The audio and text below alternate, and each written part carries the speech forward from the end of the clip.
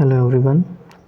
यूपीटीसीटी art की तैयारी के लिए हम आपके लिए लाए हैं 10 प्रश्नों की श्रृंखला जो आपके एग्ज़ाम के लिए काफ़ी महत्वपूर्ण साबित होगा। तो चलिए शुरुआत करते हैं। पहला प्रश्न है, प्रागैतिहासिक कला का अर्थ क्या है? पहला ऑप्शन है आधुनिक कला, दूसरा ऑप्शन है मध्यकालीन कला, तीसरा ऑप्शन है सिंधु घाटी सभ्यता की कला, चौथा ऑप्शन है ऐतिहासिक काल के पूर्व की कला। तो इसका सही आंसर होगा ऐतिहासिक काल के पूर्व की कला। इतिहास को 3 भागों में बांटा गया है। पहला होता है प्रागैतिहासिक, दूसरा होता है आद्य ऐतिहासिक, तीसरा होता है ऐतिहासिक। तो यहाँ पे जो प्रागैतिहासिक जो काल है वो देखिए आद्य ऐतिहासिक से पहले आया है और ऐतिहासिक से पहले आया है। तो अब यहाँ पे आपका क्वेश्चन था कि प्रागैतिहासिक कला का अर्थ क्या है, तो आपका आंसर क्या बना? ऐतिहासिक काल के पूर्व की कला। अगर ऐतिहासिक ऑप्शन न हो तो ऑप्शन आपको देगा आद्य ऐतिहासिक, तो भी आप बोलेंगे आद्य ऐतिहासिक काल के पूर्व की कला।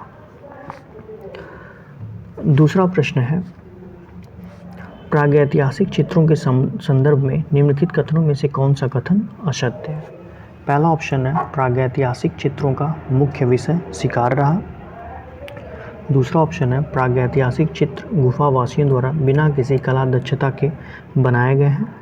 तीसरा ऑप्शन है प्रागैतिहासिक चित्रों में दमकता लाल, चमकीला नीला एवं प्रफुल्ल हरा रंग भरा गया है।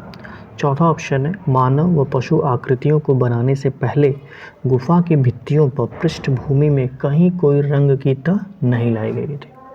तो इसका सही आंसर है प्रागैतिहासिक चित्रों में दमकता लाल, चमकीला नीला एवं प्रफुल्ल हरा रंग भरा गया है।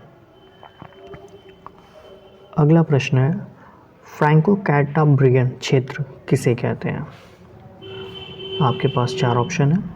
यूरोपीय प्रागैतिहासिक चित्रों का प्रमुख केंद्र, फ्रांस की प्रारंभिक कला का प्रमुख केंद्र, फ्रांस का मेदी क्षेत्र, भूमध्य सागरीय कला का केंद्र। तो इसका सही आंसर होगा यूरोपीय प्रागैतिहासिक चित्रों का प्रमुख केंद्र है।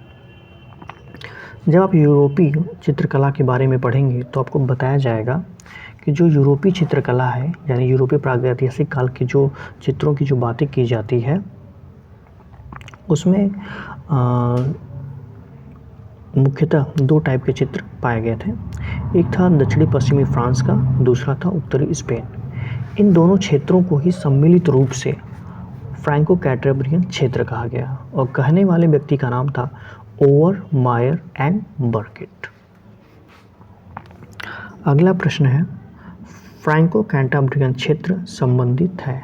आपके पास ऑप्शन है धार्मिक कर्मकांड से, प्रागैतिहासिक कला से, आदिम गीत से, मध्यकालीन कला से। तो इसका सही आंसर है प्रागैतिहासिक कला से। अभी अभी हमने आपको बताया कि फ्रैंको कैटाब्रियन क्षेत्र का मतलब क्या होता है।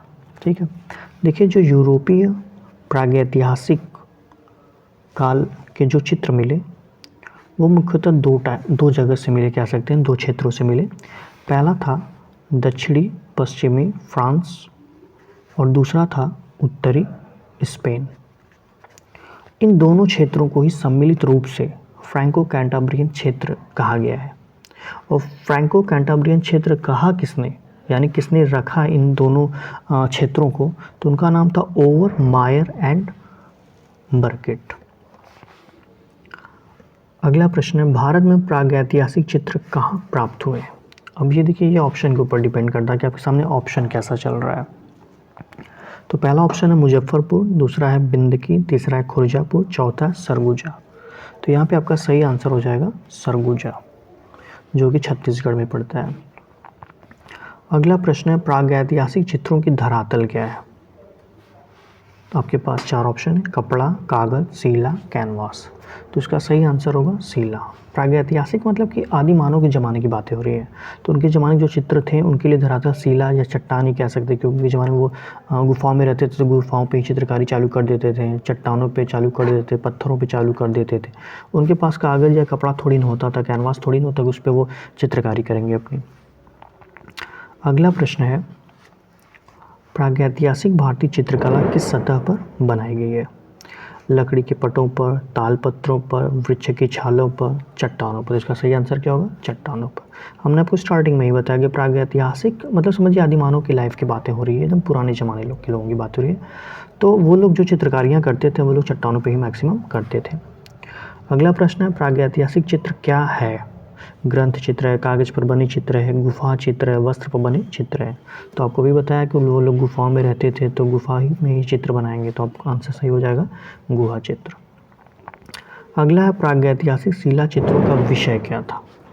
4 ऑप्शन है, आखेट, युद्ध, पशु पक्षी, उपरोक्त सभी। तो इसका सही आंसर हो जाएगा उपयुक्त सभी, क्योंकि प्रागैतिहासिक जो शिला चित्र जब देखे गए तो उनमें युद्ध का भी दिखा, आखेट का भी दिखा, पशु पक्षी भी दिखे हैं। तो इनके चित्रों का मुख्य विषय क्या हो गया? सभी। अगला प्रश्न है, प्रागैतिहासिक चित्रों के विषय क्या हैं? पहला ऑप्शन है पशु, दूसरा है पक्षी, तीसरा है मानव, चौथा है पशु मानव पक्षी। तो इसका सही आंसर हो जाएगा पशु मानव पक्षी।